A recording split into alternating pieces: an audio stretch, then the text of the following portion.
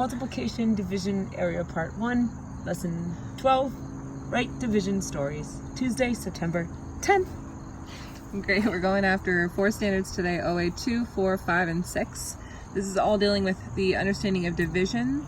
And then being able to understand division is an unknown factor problem. So today we're going to write and solve division story problems using our understanding of division to split the total equally to solve for a number of groups or the amount in each group. So today it could be, I have 24 apples, I want to put them in groups of 6, how many baskets do I need? Or I have 24 apples and 4 baskets, how many apples go in each basket? So you're either doing groups unknown or amount in each group unknown.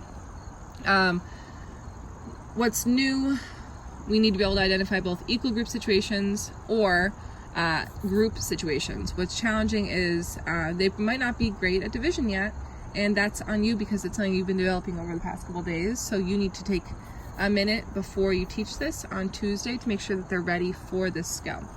Division story problems tell us situations with equal groups. Division story problems always tell the total in either the number of groups or the amount in each group. Division story problems ask for either the number of groups or the amount in each group. This is not rocket science. So today, need picture array, label division equation, story problem that includes the total and either groups or amount in each group, and either asks for groups or amount in each group. This is good. I actually really like it. If you can make it, they didn't label their arrays. It's the only thing that I don't like.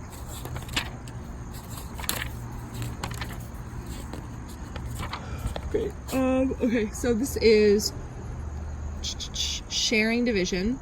Story problem for the fact known to solve it. Remember, sharing division, we know the total and the number of groups, and we have to find out. So I'm going to label this total groups, and we're trying to find the amount in each group. And down here, this is grouping division. We know the total, we know the amount in each group. We don't know our groups. So your first step today is to ask kids, before you get started, please label your equation based on what the problem is asking you. If you don't see these 2 labels, stop the class. The second step now is to create visual models. I have 14 total in 2 groups. I make my groups like that. 2 groups. And 14, 1, 2, 3, 4, 5, 6, 7, 8, 9, 10, 11, 12, 13, 14, with 7 in each group. Down here, I have 8 total, and I have 4 in each group. 1, 2, 3, 4, 1 group. 1, 2, 3, 4, 2 groups, total 8. Great. My question today is how many in each group? So Sarah buys 14 dog toys and places them in 2 baskets. I'm going to pause there. This is my total, and I can write the number 2 if I want to make it easier. These are my groups. Now I need to ask what my amount in each group. How many dog toys in each group, or in each basket? And I'm going to label this in amount in each group.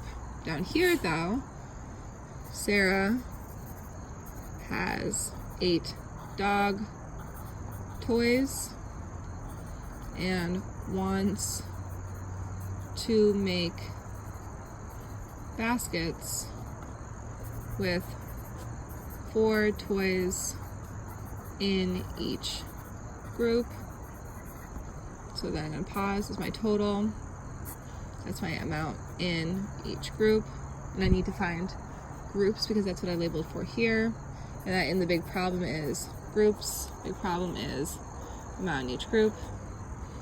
How many baskets does she need? Biggest issue today is going to be getting kids to recognize that it's not always how much is in each group. It depends on the type of problem grouping or sharing.